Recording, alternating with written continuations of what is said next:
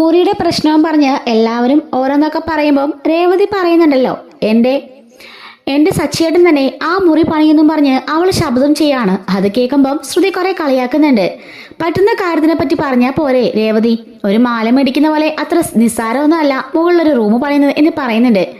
അത് എത്രയൊക്കെ ആണെങ്കിലും ഞങ്ങൾ നോക്കിക്കോളാം, ശ്രുതി ആ കാര്യത്തിൽ ഇടപെടേണ്ട എന്നും അവൾ പറയുന്നുണ്ട്. അങ്ങനെ പറഞ്ഞ് കളിയാക്കിക്കൊണ്ട് ശ്രുതി അകത്തേക്ക് കയറിപ്പോവാണ്.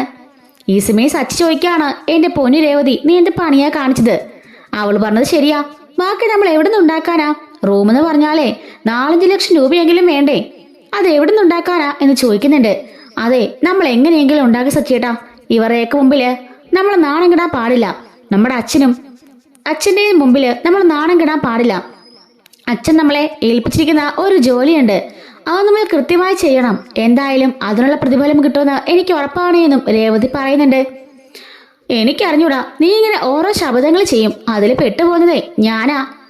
അതൊന്നും സാരമില്ല, ഈ ഞാനും ഉണ്ടല്ലോ കൂടെ, എനിക്കും കുറച്ച് അടുപ്പിച്ച് കുറെ ഓർഡറൊക്കെ കിട്ടുകയാണെങ്കിലേ എല്ലാം നടക്കും സച്ചിയേട്ടാ എന്ന് പറയുന്നുണ്ട്. ഈ അടവുകളൊക്കെ കഴിഞ്ഞ് നടന്നാ മതിയായിരുന്നു എന്ന് സച്ചിയും പറയുന്നുണ്ട് കേട്ടോ. അങ്ങനെ നമ്മുടെ രേവതിക്ക് വിശേഷം ഉണ്ടെന്ന് അറിയിക്കുന്ന ഒരു എപ്പിസോഡ് ഞാൻ അപ്ലോഡ് ചെയ്തിട്ടുണ്ടായിരുന്നു. കാണാത്തവര് അതൊന്ന് കണ്ടു നോക്കണേ. രേവതി പ്രഗ്നന്റ് ആണെന്ന് അറിയുമ്പോൾ നമ്മുടെ ചന്ദ്ര ചങ്ക് പൊട്ടി വീഴുന്നൊക്കെയുണ്ട്. ശ്രുതിയോ വർഷയോ ആണ് ആദ്യം പ്രഗ്നന്റ് ആവണ്ടേന്ന് എപ്പോഴും നമ്മുടെ ചന്ദ്ര പറയാറുന്നല്ലോ. അതിന് വിപരീതമായിക്കൊണ്ട് നമ്മുടെ രേവതിയാണ് ആദ്യം പ്രഗ്നന്റ് ആവുന്നത്. അതറിയുമ്പോൾ തന്നെ തലയിറങ്ങി താഴെ വീഴുന്നുണ്ട് നമ്മുടെ ചന്ദ്ര. സച്ചിയാണെങ്കിൽ രേവതിയെ കൊണ്ട് ഒന്നും ചെയ്യിപ്പിക്കാൻ പാടില്ല, അവളുടെ ശരീരം നല്ല വീക്കാണെന്ന ഡോക്ടർ പറഞ്ഞേക്കുന്നേ എന്നൊക്കെ പറയുന്നുണ്ട്. അങ്ങനെ പറഞ്ഞുകൊണ്ട് അവളെ മുറിയിലേക്ക് കൊണ്ടുപോവുകയൊക്കെ ചെയ്യുന്നുണ്ട്. ഈ സമയം ഇത് അറിഞ്ഞുകൊണ്ട് പോയിട്ട് രവിയാണെങ്കിൽ കുറെ ഫ്രൂട്ട്സും മധുരവും അതും ഇതും എല്ലാം വാങ്ങിക്കൊണ്ട് രേവതിയുടെ മുറിയിൽ കൊണ്ട് വെക്കാണ്. മോളെ, ഇതൊക്കെ കഴിച്ചുകൊണ്ട് മോളോട് ഇരുന്നാൽ മതി, ഈ വീട്ടിലെ ഒരു കാര്യങ്ങളും മോൾ അറിയണ്ട. അയ്യോ അച്ഛാ, എനിക്ക് പൂവ്. അപ്പോഴേക്ക് സച്ചി പറയുന്നുണ്ട്, അതെ, നീ എവിടേക്ക് ഓർഡർ കൊടുക്കാനല്ലേന്ന് പറഞ്ഞാൽ മതി, അതൊക്കെ ഞാൻ ആളെ വെച്ച് സെറ്റായിക്കോളാം. നിന്റെ സ്കൂട്ടിയിൽ ഞാൻ ഒരാളെ സെറ്റായിക്കോളാം. എപ്പോഴൊന്നും പൂ കൊടുക്കണ്ടല്ലോ, നിനക്ക് പൂക്കളെന്നോട് എത്തിച്ചു തരാം. നീ ഇവിടുന്നുണ്ട് പൂക്കൾ കെട്ടിയാൽ മതി. അതൊരുപാട് റിസ്ക് ഉള്ള ജോബൊന്നും അല്ലല്ലോ, ഒത്തിരി നേരം ഇരിക്കാനും ഞാൻ സമ്മതിക്കില്ല. അത്രക്കുള്ളതൊക്കെ നീ സമ്പാദിച്ചാൽ മതി. അങ്ങനെ നീ ആ പൂ കെട്ടിയിട്ട് എൻ്റെ തന്നാൽ മതി, ഞാൻ അയാളെ ഏൽപ്പിച്ച് അത് എത്തിക്കാനായിട്ട് എത്തിച്ചോളാം. അത് മാത്രമല്ല, മിച്ചമുള്ളതൊക്കെ നിന്റെ അമ്മയുടെ കൊടുത്ത് അത് ഞാൻ കച്ചവടമാക്കിക്കോളാം. ആ ഒരു കാര്യത്തിലൊന്നും നീ പേടിക്കണ്ട എന്നും സച്ചി രേവതിയോട് പറയുന്നുണ്ട്. ഇതൊക്കെ കാണുമ്പോൾ ചന്ദ്രയ്ക്കും ശ്രുതിക്കും ഒന്നും തീരെ പിടിക്കുന്നില്ല. ചന്ദ്ര അവളുടെ മുറിയിലേക്ക് കയറി വരുമ്പം രവി കൊണ്ടുകൊടുത്ത ആ ഒരു ഫ്രൂട്ട്സും കുറെ പലഹാരങ്ങളും എല്ലാം ആ സൈഡില് ഡെസ്കിന്റെ മേലെ ഇങ്ങനെ നിറഞ്ഞിരിക്കുന്നത് കാണാണ്. രവിയോട് ചന്ദ്ര ചോദിക്കുന്നുണ്ട്, അല്ല ഇവിടെ എന്താ വല്ല ഫ്രൂട്ട്സ് കടയോ അല്ലോ ബേക്കറി തുടങ്ങിയോ? അതിൻ്റെ നീ അങ്ങനെ ചോദിച്ചേ? അല്ല, ആ ഡെസ്ക് നിറയെ ഫ്രൂട്ട്സും പലഹാരങ്ങളൊക്കെ ഇരിക്കുന്നു, ഇത് താഴെ കൊണ്ടുവച്ചാ എല്ലാവർക്കും കഴിക്കാൻ ഒക്കില്ലേ എന്ന് ചോദിക്കുമ്പം രവി പറയാണ്, അതെ, ഇവിടെ ഇപ്പൊ വിശേഷം അറിയിച്ചിരിക്കുന്നത് എന്റെ മരുമകളാ, എന്റെ രേവതി മോള്, അതുകൊണ്ട് അവളാ ഇതെല്ലാം കഴിക്കേണ്ടത്, അല്ലാതെ ബാക്കിയുള്ളവരല്ല. ഇത്രയും ഇവൾ ഒറ്റയ്ക്ക് നിന്ന് തീർക്കാൻ പോവാണോ? രവി പറയുന്നുണ്ട്, അവളെ ഗർഭിണിയാ, അവൾക്ക് ഒരുപാട് കഴിക്കണമെന്നൊക്കെ ആഗ്രഹം തോന്നും, അവൾക്ക് ഇഷ്ടമുള്ളത് അവൾ ഇഷ്ടമുള്ളിടത്ത് കഴിക്കട്ടെ. ഇന്ന് മാത്രമല്ല, എല്ലാ ദിവസവും വേണമെങ്കിൽ ഞാൻ വാങ്ങിക്കൊണ്ട് കൊടുക്കും, എന്തോരം വേണമെങ്കിലും ഞാൻ കൊണ്ടു കൊടുക്കും. അതൊന്നേ നീ അന്വേഷിക്കാൻ നിൽക്കണ്ട. നിന്റെ വേറെ 2 മരുമക്കളുണ്ടല്ലോ, നീ സ്നേഹിക്കുന്ന മക്കളും മരുമക്കളും, അവരുടെ കാര്യങ്ങളെ നീ ശ്രദ്ധിച്ചാൽ മതി. പിന്നെ അടുക്കളയോട് ചെല്ല്, എല്ലാവർക്കുള്ള ഫുഡൊക്കെ പെട്ടെന്ന് റെഡിയാക്കുക എന്ന് പറയുന്നുണ്ട്. ഞാൻ തന്നെ റെഡിയാക്കണോ? അതെ, ഞാൻ നേരത്തെ പറഞ്ഞിരുന്നല്ലോ, നീ തനിയാണ് റെഡിയാക്കേണ്ടത്. രേവതി മോളുടെ കഷ്ടപ്പെടുത്തിയപ്പോഴേ ഒന്നും അറിഞ്ഞില്ലല്ലോ, ഇനി നീ അനുഭവിക്ക് എന്ന് പറയുന്നുണ്ട്. നമ്മുടെ രേവതി ഗർഭിണിയായപ്പോ തൊട്ടേ ചന്ദ്രയ്ക്ക് നല്ല പണി കിട്ടുന്നുണ്ട്. ചന്ദ്ര അടുക്കളയിൽ കിടന്ന് കഷ്ടപ്പെടുന്നുണ്ട് കേട്ടോ. ചക്രശ്വാസം വലിക്കുന്നത് കണ്ടിട്ടും മറ്റേ 2 മരുമക്കളും തിരിഞ്ഞു പോലും നോക്കുന്നില്ല. രാവിലെ വരുമ്പോഴേക്കും ബ്രേക്ക്ഫാസ്റ്റ് ഒക്കെ റെഡിയാവുന്നുണ്ട്. ചോറ് റെഡിയായില്ലെന്ന് ചന്ദ്ര പറയുമ്പോൾ ദേഷ്യപ്പെട്ടുകൊണ്ട് വർഷയും ശ്രുതിയും കൂടി എഴുന്നേറ്റ് അവർ ഉച്ചയ്ക്ക് ഹോട്ടലിൽ നിന്ന് കഴിച്ചോളാന്ന് പറഞ്ഞിട്ട് പോകുന്നുണ്ട്. ഇതൊക്കെ പറഞ്ഞ് രവി അവളെ കുത്തിക്കാണിക്കുന്നുണ്ട്. അങ്ങനെ നമ്മുടെ മുത്തശ്ശിയെ വിളിച്ച് ഈ കാര്യങ്ങളൊക്കെ സച്ചി പറയുന്നുണ്ട്. രേവതി ഗർഭിണിയാണെന്ന് അറിയുമ്പം അച്ഛമ്മ തുള്ളിച്ചാടുകയാണ്.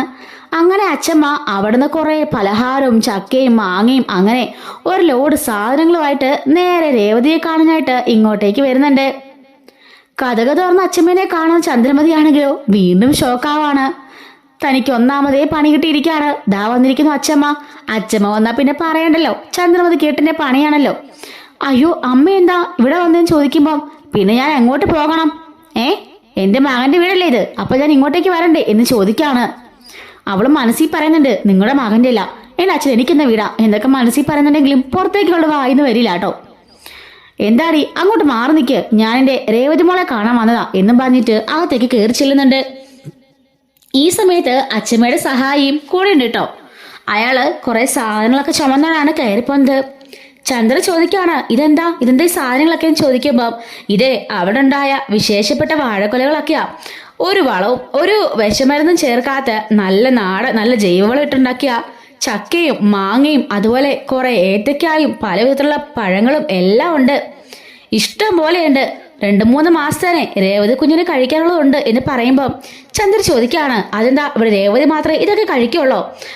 ഇവിടെ രേവതി കുഞ്ഞിനല്ലേ വിശേഷമുള്ളൂ, അല്ല നിങ്ങൾക്ക് ആർക്കെങ്കിലും വിശേഷമുണ്ടോ എന്ന് കളിയാക്കി ചോദിക്കുമ്പം ചന്ദ്ര ഒന്നും മിണ്ടാ നിൽക്കാണ്. ഇതെല്ലാം കൊണ്ട് അകത്ത് നിൽക്കാണ് ആ സഹായിക്കാൻ വന്ന ആള്. എന്നിട്ട് അയാള് പുറത്തേക്ക് പോകുന്നുണ്ട്. ഈ സമയം അച്ഛമ്മ നേരെ പോകുന്നത് രേവതിയുടെ മുറിയിലേക്കാണ് കേട്ടോ. അവിടെ ചെല്ലുമ്പോഴേക്കും രേവതി അവിടെ ചുമ്മാ കിടക്കുന്നതാണ് കാണുന്നത്. ഓടി വന്ന് അച്ഛമ്മ രേവതി മോളെ എന്ന് പറഞ്ഞ് കെട്ടിപ്പിടിക്കുന്നുണ്ട്. ആഹാ, അച്ഛമ്മ എപ്പോഴാ വന്നേന്ന് ചോദിക്കുമ്പോൾ ഞാൻ ദേ വന്നതേ ഉള്ളൂ, നേരെ മോളെ കാണാനാ വന്നത്, വിശേഷം ഉണ്ടെന്നേ സച്ചി എന്നെ വിളിച്ച് പറഞ്ഞു, മോള് പറഞ്ഞില്ലല്ലോ. അത് പിന്നെ അച്ഛമ്മേ എനിക്ക് നല്ല ക്ഷീണമുണ്ട്, ഞാനിവിടെ കിടക്കായിരുന്നു, പിന്നെ എനിക്കിങ്ങനെ ജോലി എടുക്കാറൊന്നും കിടക്കാൻ പറ്റുന്നില്ല.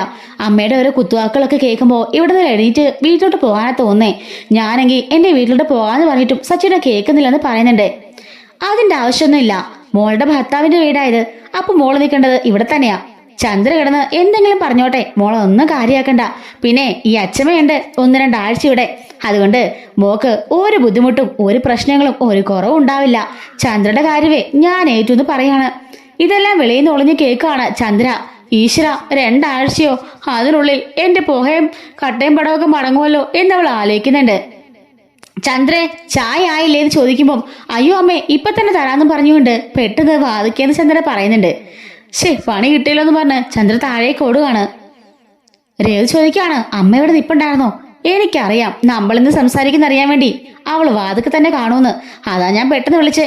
ആ ഷോക്കില് അവള് ഒച്ചയ്ക്ക് പറഞ്ഞത് കേട്ടില്ലേ ഞാൻ ഇപ്പൊ കൊണ്ടുവരാന്ന്.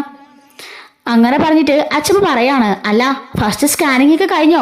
അയ്യോ ഇല്ല അച്ഛമ്മേ, ഇന്നലെ ഇങ്ങോട്ട് അറിഞ്ഞതല്ലേ ഉള്ളൂ. സ്കാനിങ്ങിനൊക്കെ ഇനി കുറച്ച് ദിവസം ഉണ്ട്, 2 ആഴ്ച കഴിഞ്ഞിട്ട് ചെയ്താൽ മതി എന്നാ പറഞ്ഞേക്കുന്നേ. ആഹാ, ഫ്രൂട്ട്സും ബേക്കറി ഒക്കെ കൊണ്ടുവന്നിട്ടുണ്ടല്ലോ. ആരാ, സച്ചാണോ വാങ്ങിക്കൊണ്ടുവന്നേ? അയ്യോ അല്ല അച്ഛമ്മേ, ഇതെല്ലാം അച്ഛൻ കൊണ്ടുവന്നതാ. രവിയോ? അതെ, ഞാൻ ഗർഭിണിയെന്ന് അറിഞ്ഞ പിന്നെ അച്ഛന് ഭയങ്കര സ്നേഹ. അമ്മയോട് കുറെ ദേഷ്യപ്പെട്ടു, ഒരു പണിയും എന്നെ കൊണ്ട് ചെയ്യിപ്പിക്കരുതെന്ന് പറഞ്ഞിട്ട് അമ്മയെ കൊണ്ട് തന്നെ ജോലി ചെയ്യിപ്പിക്കാം. ആഹാ കൊള്ളാലോ, മോക്ക് വിശേഷം ഉണ്ടെന്ന് അറിഞ്ഞപ്പോ അവൻ ആകെപ്പാടെ ആള് മാറിയല്ലേ. പിന്നെ മുത്തശ്ശനാകാൻ പോവാണെന്ന് അറിയുന്നതേ വലിയൊരു സന്തോഷാ മോളെ. ഞാനിപ്പോളേ ഒരു മുതുമുത്തശ്ശിയാകാൻ പോവല്ലേ, അതിന് സന്തോഷം എത്രത്തോളം ഉണ്ടെന്ന് എനിക്കറിയാം. പിന്നെ അവന്റെ കാര്യം പറയണോ എന്നൊക്കെ ചോദിച്ച് മുത്തശ്ശിയും നല്ല ഹാപ്പി ആയിട്ടിരിക്കുന്നുണ്ട്. പിന്നെ കുറെ സാധനം ഇവിടെ മുത്തശ്ശി കൊണ്ട് വെച്ചിട്ടുണ്ട്, ചക്കയും മാങ്ങയും അതുപോലെ കുറെ വാഴക്കൊലകളും അതുപോലെ ഇവിടെ കിട്ടാത്ത കുറെ ഇനം പഴങ്ങളും ഒക്കെ ഉണ്ട്. അതെല്ലാം മോക്കുള്ളതാ, എല്ലാം അച്ഛമ്മ കൃത്യസമയത്ത് എടുത്തു തരാം കേട്ടോ. അയ്യോ അച്ഛമ്മേ, ഇത് അച്ഛൻ തന്നെ ഒരു കിൻഡിലുണ്ട് വെച്ചിരിക്ക. ഇനി അവരുടെ കടയിൽ നിന്ന് മേടിക്കണമെന്ന് പറഞ്ഞേക്ക്, ഞാൻ കൊണ്ടുവന്നോളാം എല്ലാം. അവിടെ ഇഷ്ടം പോലെ ഉണ്ട്. ഇതെല്ലാം ഓരോ മരുന്നൊക്കെ അടിച്ച് കൊണ്ടുവന്ന, അതെല്ലാം വയറ്റിലുള്ള കുഞ്ഞിനും നിനക്കും കേടാ. അതുകൊണ്ടേ അച്ഛമ്മയെല്ലാം നല്ല സാധനങ്ങൾ കൊണ്ടുതരാം, മോൾ അത് കഴിച്ചാൽ മതി എന്ന് പറയാണ്. അങ്ങനെ ചന്ദ്ര ചായയും കൊണ്ട് വരുന്നുണ്ട്. ഇതെന്താ 1 ഗ്ലാസ് ചായ ഉള്ളോ? ഞങ്ങളുടെ 2 പേരുള്ളത് നീ കണ്ടില്ലേ? അല്ല അമ്മയല്ലേ ചായ ചോദിച്ചുള്ളൂ. എങ്കിലേ പോയി ഇവ കൂടെ ചായ കൊണ്ടുപോവാ. അയ്യോ അച്ഛമ്മേ, എനിക്ക് ചായയൊന്നും വേണ്ട. അത് നീ പറഞ്ഞാൽ പോരല്ലോ, 1-2 ആഴ്ച ഞാനുണ്ട് നിന്നെ നോക്കാൻ വേണ്ടി വന്നതാ, അതുകൊണ്ട് ഞാൻ പറഞ്ഞോളൂ തന്നെ ചെയ്യണം, മനസ്സിലായല്ലോ എന്ന് പറയുന്നുണ്ട്. ചന്ദ്ര ദേഷ്യപ്പെട്ടുകൊണ്ട് അവർക്ക് ചായ എടുക്കാൻ പോകുന്നുണ്ട്. അല്ല മോളെ, എങ്ങനെയുണ്ട് ഇപ്പൊ? ചന്ദ്രയാണല്ലോ അടുക്കളയില്. അറിയില്ലമ്മേ, വർഷയും ശ്രുതിയൊക്കെ ദേഷ്യപ്പെട്ടാ പോയത്, ഉച്ചക്കത്തിനുള്ള ഫുഡൊന്നും ആയില്ലെന്നും പറഞ്ഞ്. അനുഭവിക്കട്ടെ, 2 മരുമക്കളെയും തലയെ കൊണ്ട് നടന്നതല്ലേ. നിന്നെ ആയിരുന്നല്ലോ കണ്ണിനെ കണ്ടുകൂടാത്തത്, നിന്നെ ഒരു ജോലിക്കാരെ പോലെ വെച്ചോണ്ടിരിക്കാനായിരുന്നോ? ഇപ്പൊ അനുഭവിക്കട്ടെ എന്ന് പറയുന്നുണ്ട്. നല്ല പണിയാൻ തോന്നുന്നു അമ്മയ്ക്ക് ഇത്രയൊന്നും പണി ചെയ്ത് ശീലമില്ലല്ലോ. ശീലിക്കട്ടെ മോളെ, നീ ചെയ്യുമ്പം അതിന്റെ വിലയൊന്നും അവൾക്ക് അറിയില്ലായിരുന്നല്ലോ, നിന്നിട്ട് പെടാപ്പാട് പെടുത്തുമല്ലായിരുന്നോ? കുറച്ചുനാള് അവൾ അനുഭവിക്കട്ടെ, അവൾ നന്നായിട്ട് മനസ്സിലാക്കണം ഈ ഒരു വീട്ടില് എന്തോരം ജോലിയുണ്ടെന്നും നീ എത്രമാത്രം കഷ്ടപ്പെട്ടോന്നും അവൾ മനസ്സിലാക്കിയാൽ മാത്രമേ നിന്റെ അടുത്ത് അവൾക്കൊരു സ്നേഹം ഉണ്ടാവുള്ളൂ എന്ന് മുത്തശ്ശി പറയുന്നുണ്ട്. മുത്തശ്ശി പറയാണ്, മോക്കെ ഞാൻ വേറൊരു സമ്മാനം കൊണ്ടുവന്നിട്ടുണ്ട്. എന്ത് സമ്മാനാ മുത്തശ്ശി എന്ന് ചോദിക്കാൻ കേട്ടോ. അപ്പോഴേക്കും മുത്തശ്ശിയുടെ കയ്യില് 2 സ്വർണ്ണ വളകളായിരിക്കും. ദാ ഇതെന്റെ മോക്ക് വേണ്ടി മുത്തശ്ശി വാങ്ങിച്ചതാണ് എന്ന് പറയുന്നുണ്ട്. അയ്യോ മുത്തശ്ശി എന്തിനതൊക്കെ ചോദിക്കുമ്പം അതൊന്നും പറഞ്ഞാൽ പറ്റില്ല. അന്ന് നീ വർഷയുടെ അമ്മ ഉടന്ന വള മടക്കി കൊടുത്തല്ലോ, അന്ന് ഞാൻ മനസ്സിൽ കുറിച്ചതാ എന്റെ മോക്ക് ഞാൻ 2 വള വാങ്ങിക്കൊണ്ട് തരുമെന്ന്. അന്നേ അവര് കാശിന്റെ ഹൊങ്ക് കാണിച്ചാന്നൊക്കെ എനിക്ക് മനസ്സിലായി. അതൊന്നും എന്റെ മോക്ക് വേണ്ട. മോളപ്പത്തിന് ഒരു കൊടുത്തല്ലോ, മോള് കൊടുത്തതേ നല്ല ശരിക്കുള്ള അടിയായിരുന്നു. അതെനിക്ക് ഒത്തിരി ഇഷ്ടപ്പെട്ടു. അതുകൊണ്ടാ അച്ഛമ്മ അന്നേ ഇത് വാങ്ങിച്ചു വെച്ചിരുന്ന സൂക്ഷിച്ച്. ഇങ്ങോട്ടേക്ക് വരുമ്പോ കൊണ്ടുവരാന്ന് കരുതിയിരുന്നതാ. ഇത്ര പെട്ടെന്ന് വരാൻ കഴിയുമെന്ന് ഞാൻ കരുതിയില്ല. കൊച്ചു കള്ളൻ പണിയൊപ്പിച്ചില്ലേ എന്ന് ചോദിക്കാണ്. അങ്ങനെ രേവതിയുടെ കയ്യിലേക്ക് വളയിട്ട് കൊടുക്കുന്നുണ്ട്. ഈ സമയത്ത് രേവതിയെ നിന്ന് വിളിച്ചുകൊണ്ട് സച്ചി ഓടിക്കേറിയാണ്. അച്ഛമ്മയെ കണ്ട് ഞെട്ടി നിൽക്കാണ്. എന്താടാ നീ അവിടുത്തെ നിന്ന് കളഞ്ഞേ? ഓ, ഭാര്യയെ കാണാൻ വേണ്ടി ഓടി വന്നതായിരിക്കും അല്ലേ? അച്ഛമ്മയെ കണ്ടപ്പോ എന്താണ് നിന്റെ മോഹൻ ചുളിഞ്ഞേ? എന്റെ പൊന്നച്ഛമ്മയെ കാണുമ്പം എനിക്ക് മോഹൻ ചുളിയുവോ? ഞാൻ ഞെട്ടിപ്പോയില്ലേ. എന്റെ ഭാര്യ മാത്രം പ്രതീക്ഷയുടെ മുറിയിലേക്ക് കയറി വരുമ്പം ദാ ഇരിക്കുന്ന ഒരു അച്ഛമ്മ, ഒരു രാജാവിനെ പോലെ ഞാൻ ഞെട്ടിപ്പോയി എന്ന് പറയുന്നുണ്ട്. അങ്ങനെ അച്ഛമ്മയ്ക്ക് ഒന്ന് കെട്ടിപ്പിടിച്ച് ഉമ്മയൊക്കെ കൊടുക്കാണ്. എന്താടാ നല്ല മണം വരുന്നല്ലോ, മസാല ദോശയല്ലേ? ആ അതെ, ഗർഭിണിയായിരിക്കുമ്പോളേ സ്ത്രീകൾക്ക് മസാല ദോശ കിട്ടണമെന്നൊക്കെ ആഗ്രഹമുണ്ടെന്നൊക്കെ ഞാൻ സിനിമയിലൊക്കെ കണ്ടിട്ടുണ്ട്. അതുകൊണ്ടേ ഞാൻ സ്പെഷ്യലായിട്ട് പറഞ്ഞ് ഉണ്ടാക്കിച്ചതാ. ആഹാ കൊള്ളാലോ. അച്ഛമ്മേ 2 എണ്ണം ഉണ്ട്, അച്ഛമ്മയും കഴിച്ചോ? എനിക്ക് വേണ്ടടാ, ഞാനേ രാവിലെ കഴിച്ചിട്ടാ ഇറങ്ങിയത്. എനിക്ക് ഉച്ചയാഹാരം മതി, നീ അത് അവക്ക് കൊടുക്ക്. അയ്യോ സച്ചിയേട്ടാ, എനിക്കിപ്പോ ഒന്നും കഴിക്കാൻ തോന്നില്ല. പിന്നെ ഈ ഗർഭിണിയായ പെണ്ണുങ്ങളെല്ലാം ഈ മസാല ദോശ കഴിക്കാലോ. എടാ പൊട്ടാ, അതിപ്പോഴൊന്നും അല്ല, 2-3 മാസം അവരുടെ ഛർദിലൊക്കെ ഒന്ന് കുറഞ്ഞ് അവരൊന്ന് സെറ്റായി വരുമ്പോഴാ അതൊക്കെ കഴിക്കാൻ തോന്നേ. ഇപ്പൊ തുടങ്ങിയതല്ലേ ഉള്ളൂ. ഈ സമയത്ത് അവർക്ക് ക്ഷീണവും ഛർദിലും എല്ലാത്തിനോടും ഒരു ബുദ്ധിമുട്ടൊക്കെ തോന്നുന്ന സമയമാണ്. ഷോ ഇനിയിപ്പോ എന്താ കഴിക്കാ? മുത്തശ്ശി ഇവിടെ രാവിലെ ഒന്നും കഴിച്ചിട്ടില്ല. ഇത്രയും നേരമായിട്ടും ഒന്നും കഴിച്ചില്ല രേവതി. അച്ഛമ്മേ എനിക്കൊന്നും കഴിക്കാൻ തോന്നില്ല, നല്ല വൊമിറ്റിംഗ് ഒക്കെ വരുന്നുണ്ട്. ഇങ്ങ് താടാ, ഞാനത് വാരി കൊടുക്കാം. ഞാൻ വാരി തരുമ്പളേ മോളത് കഴിച്ചോ, അപ്പൊ മനസ്സ് നിറഞ്ഞ് കഴിക്കാൻ പറ്റും. അങ്ങനെ പറഞ്ഞിട്ട് അച്ഛമ്മ വാരി കൊടുക്കാണ്. രേവതി കണ്ണു നിറഞ്ഞിട്ട് പറയുന്നുണ്ട്, ഈ ഒരു സ്നേഹം മാത്രം മതി അച്ഛമ്മേ, അല്ലാതെ ഈ ഒരു വളയുടെ ആവശ്യമൊന്നും ഇല്ലായിരുന്നു. അച്ഛമ്മയുടെ ഈ സ്നേഹം ഉണ്ടെങ്കിൽ തന്നെ എന്റെ മനസ്സും വയറെല്ലാം നിറയും. ആ എങ്കിലേ പെട്ടെന്ന് തന്നെ ഇത് മുഴുവനും കഴിച്ചു എന്ന് പറഞ്ഞിട്ട് രേവതിയെ കൊണ്ട് കഴിപ്പിക്കാണ്. സച്ചി ചോദിക്കുന്നുണ്ട്, ആഹാ പുതിയ വളയൊക്കെ കിട്ടിയല്ലോ. അച്ഛമ്മേ എനിക്കില്ലേ വള? നിനക്കെന്തിനാടാ വള? നീയാണോ ഗർഭിണി? ഞാൻ ഗർഭിണിയായാലും ഞാനല്ലേ ഗർഭിണിയാക്കിയത്, അപ്പൊ എനിക്ക് വള തരണ്ടേ ചോദിക്കാണ്. ഒന്ന് പോടാ അവിടെ നിന്നും പറഞ്ഞിട്ട് അച്ഛമ്മ സച്ചിയെ ഓടിച്ചിടുന്നുണ്ട്. അങ്ങനെ രേവതി അത് മൊത്തം കഴിക്കുന്നുണ്ട്. അങ്ങനെ നമ്മുടെ അച്ഛമ്മ അവിടെ ഒരാഴ്ച കാണും. എന്തായാലും നമ്മുടെ ചന്ദ്രയ്ക്ക് നല്ല സുഖമായിരുന്നു കേട്ടോ. അച്ഛമ്മ താഴേക്ക് ഇറങ്ങിച്ചില്ലാണ്. ചന്ദ്രയെ കൊണ്ട് ശരിക്ക് പണിയെടുപ്പിക്കുന്നുണ്ട്. നമ്മുടെ രേവതിക്ക് വേണ്ട ആഹാരമെല്ലാം ഉണ്ടാക്കി കൊടുക്കുകയും അതുപോലെ തന്നെ ബാക്കി 2 പേർക്കുള്ള ഫുഡ് ഉണ്ടാക്കുകയും എല്ലാ പണിയും തുണി വാഷ് ചെയ്യുന്നതും പാത്രം കഴുകുന്നതും അങ്ങനെ തുടങ്ങി എല്ലാ ജോലികളും ചെയ്യിപ്പിക്കാൻ ചന്ദ്രയെ കൊണ്ട്. ചന്ദ്രയുടെ നടുവൊക്കെ ഓടിയാണ് കേട്ടോ. ചന്ദ്ര ശരിക്കും കഷ്ടപ്പെടുന്നുണ്ട്. അങ്ങനെ 2 ആഴ്ച കഴിയാണ്. അച്ഛമ്മ പോകുന്ന ദിവസത്തിരിക്കാണ്. ചന്ദ്ര ഓർക്കാണ്, ഈശ്വര ഇന്നിവര് പോവല്ലോ, സമാധാനമായി. അപ്പോഴേക്കും അച്ഛമ്മ പറയുന്നുണ്ട്, അല്ല ചന്ദ്രേ നീ എന്താ മനസ്സിൽ പറയുന്നേ? ഇന്ന് ഞാൻ പോവല്ലോ, സമാധാനമായെന്നല്ലേ പറയുന്നേ? അയ്യോ അമ്മേ അങ്ങനൊന്നും അല്ല, എനിക്ക് മനസ്സിലായി നീ എന്ത് പറയുന്നത് എനിക്കറിയാലോ. എങ്കിലും സാരയില്ല, ഈ 2 ആഴ്ച കൊണ്ട് നീയെല്ലാം മനസ്സിലാക്കിയെന്നാ ഞാൻ കരുതുന്നേ. അല്ല എങ്ങനെ ഉണ്ടായിരുന്നു ജോലിയൊക്കെ? എന്റെ പൊന്നമ്മേ ഞാൻ മടുത്തു, എനിക്കിനൊരു ശകലം പോലും അനങ്ങാൻ വയ്യ. ഒരു സെർവന്റിനെ വെക്കണമെന്ന് ഞാൻ രവിയോട് പറയാനിരിക്കാം. ഈ വീട്ടില് ഒരു ജോലിക്കാരിയോ? നിങ്ങളിവിടെ 3 പെണ്ണുങ്ങളും 3-4 ആണുങ്ങളും ഇല്ലേ? നിങ്ങൾക്ക് എല്ലാവരും കൂടി ചെയ്താൽ പോരെ ഈ ജോലിയൊക്കെ? എന്നിട്ട് ആരെങ്കിലും ചെയ്യുന്നുണ്ടാമേ ഞാൻ ഒറ്റ എഴുത്തിൽ കിടന്ന് കഷ്ടപ്പെടുന്നേ? ആ ഇപ്പൊ നിനക്ക് അതിന്റെ വേദന മനസ്സിലായല്ലോ. ഇത്രയും കാലം ആ രേവതി കിടന്ന് എന്തുമാത്രം കഷ്ടപ്പെട്ടു. നീ ഒരിക്കലെങ്കിലും അവളെ ഒന്ന് സഹായിച്ചിട്ടുണ്ടോ? സഹായിക്കുന്ന പോട്ടെ, ഒരു നല്ല വാക്കെങ്കിലും പറഞ്ഞിട്ടുണ്ടോ? അവളൊരു വേലക്കാരിയെ പോലല്ലേ നീ കണക്കാക്കിക്കൊണ്ടിരുന്നേ? അതിനെ ദൈവം നിന്ന ശിക്ഷയാണെന്ന് കരുതിയാ മതി. ഇപ്പൊ നിന്റെ മോന് നിന്റെ വീട്ടിലേക്ക് ഒരു കൊച്ചുമോൻ വരാൻ പോവാ. അതുകൊണ്ട് നീ അതോർത്ത് സന്തോഷിച്ച് ആ കുട്ടിയെ നോക്കാൻ നോക്ക്. അമ്മേ ഞാനിപ്പോ മനസ്സിലാക്കുന്നുണ്ട്, രേവതി ഒരുപാട് പണി ചെയ്തിരുന്നു. പക്ഷെങ്കിൽ അതുപോലൊന്നും എനിക്ക് പറ്റുന്നില്ലമ്മേ. എന്റെ നടുവെല്ലാം നല്ല വേദനയാ. എനിക്ക് ഇത്രയും പ്രായമായില്ലേ? ആ അത് നിനക്കപ്പോ മനസ്സിലായല്ലോ. ഇനി രേവതിയോട് നീ എന്തെങ്കിലും പ്രശ്നം ഉണ്ടാക്കുമെന്ന് ചോദിക്കാണ്. അയ്യോ ഇല്ലമ്മേ, രേവതിനെ ഒരിക്കലും പ്രശ്നം ഉണ്ടാക്കില്ല. എങ്കിലേ ഞാൻ അവിടെ നിന്നുള്ളൊരു ജോലിക്കാരിയെ ഏർപ്പാടാക്കാം. എനിക്കറിയാവുന്ന ജോലിക്കാരിയാ, അവരോട് നിന്നോളും, അവരെല്ലാം ചെയ്തോളും. പക്ഷെങ്കിൽ നീ രേവതിയോട് എന്തെങ്കിലും പ്രശ്നം ഉണ്ടാക്കിയോ കുത്തുവാക്ക് പറയുകയോ ചെയ്താലേ ആ നിമിഷം ഞാൻ അറിയും. അപ്പൊ തന്നെ ഞാൻ അവിടെ കൊണ്ടുപോവുകയും ചെയ്യും, ഞാനിവിടെ നിൽക്കുകയും ചെയ്യും.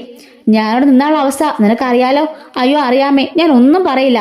ആ ഈ 10 മാസവും അവളെ പൊന്നുപോലെ നോക്കേണ്ടതേ നീയാ. അത് ശ്രദ്ധിച്ചോണം. അതിനെന്തെങ്കിലും ഒരു വീഴ്ച വരുത്തിയാ ഞാൻ ഇങ്ങോട്ടേക്ക് വരും എന്നും പറഞ്ഞ അച്ഛമ്മ അവളെ ഒന്ന് വാൺ ചെയ്തിട്ട് അവിടുന്ന് പോകുന്നുണ്ട്. അങ്ങനെ നമ്മുടെ അച്ഛമ്മയുടെ ഒരു മാസ വരവ് തന്നെയായിരുന്നു. ചന്ദ്രകിട്ട് നല്ല 8ന്റെ പണിയും കൊടുത്ത് അവളുടെ തെറ്റുകളെ മനസ്സിലാക്കുകയും ചെയ്യുന്നുണ്ട്. പകരമായിട്ട് അവിടെ ഒരു വേലക്കാരിയെ സെറ്റാക്കുന്നുണ്ട് കേട്ടോ. അപ്പൊ ഇതുപോലുള്ള സ്റ്റോറീസ് ഒക്കെ നമ്മുടെ ചാനൽ എല്ലാ ദിവസവും അപ്ലോഡ് ചെയ്യുന്നുണ്ട് കേട്ടോ. മിസ്സാവാതിരിക്കാനായിട്ട് ചാനലിന് സബ്സ്ക്രൈബ് ചെയ്ത് സപ്പോർട്ട് ചെയ്യണേ. Thanks for watching.